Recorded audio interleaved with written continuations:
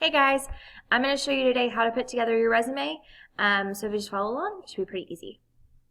You're going to start out with a blank Word document like I have shown here. The first thing you're going to do is you're going to come up to margins and you're going to click them and adjust them to where you're on narrow. So normally it's on normal, you want to click on narrow. Then you're going to click the home button, you're going to come back to this main screen. And we're going to go ahead and click on no spacing as well, as far as formatting. And then the font. So I'm going to do size 12 font on almost all of this. I'm going to stay with Calibri. You can, I would suggest you stay with that one as well. So everyone just stay on Calibri for their font. And to get started, we're going to go ahead and we're going to press the center button. And then we're going to press bold, and we're actually going to go up to 14 just for this very first part of the resume. I'm now going to click on the cap locks button. And I'm going to go ahead and type my name. When I space down to the next line, I'm going to take the bold off, and I'm also going to go back down to size 12. The next thing you have here is going to be your address. If you don't know your address, you can get it off AJC. I'm just going to type in our school address because I don't want any of you stalking me. I'm just kidding. Y'all wouldn't do that.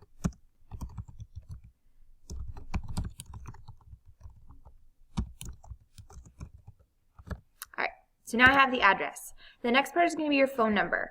So this is the phone number that you want to be contacted at by either a college or for a job. So I just put my phone number down.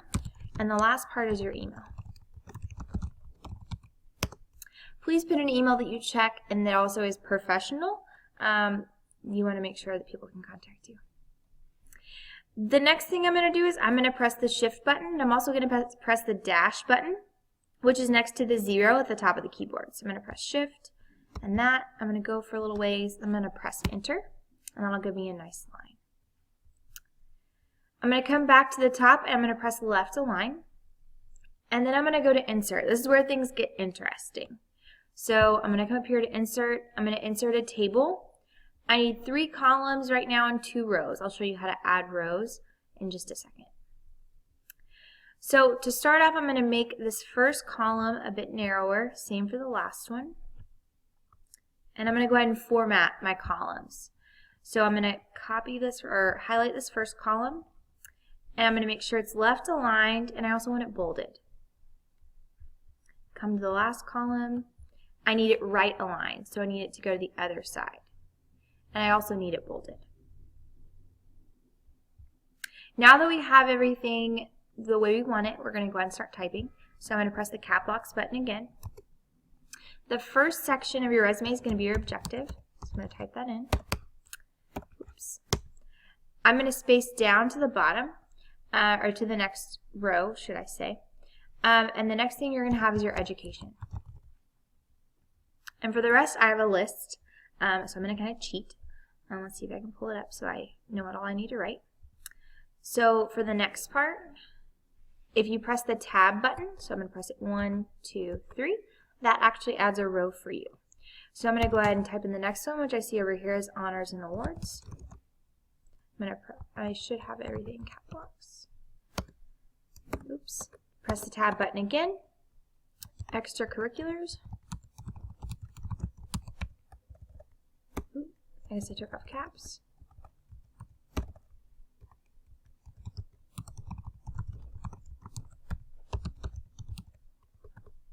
Tab button again, summer opportunities.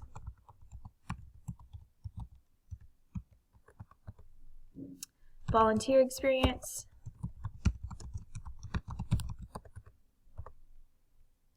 Work experience.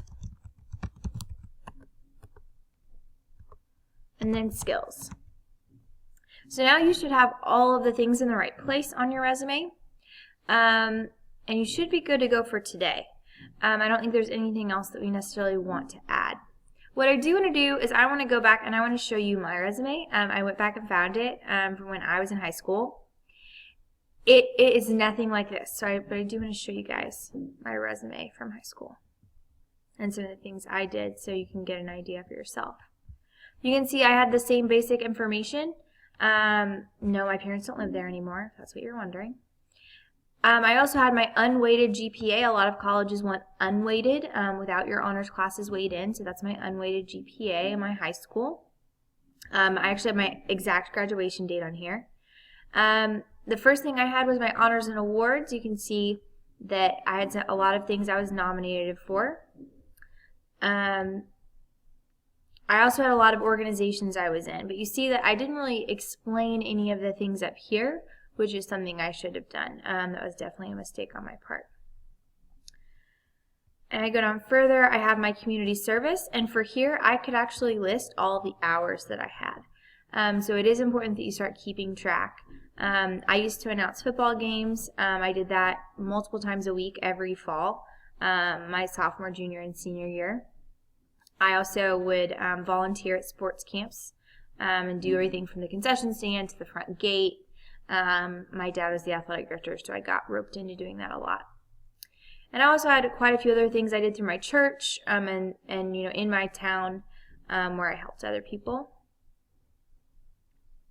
And then the very last thing I had was work history. I actually didn't have a skill section, which is something I should have had as well. But you can see I had the dates over here of when I started. You can see this is a job I had that I still had when I was applying to college, and this one as well.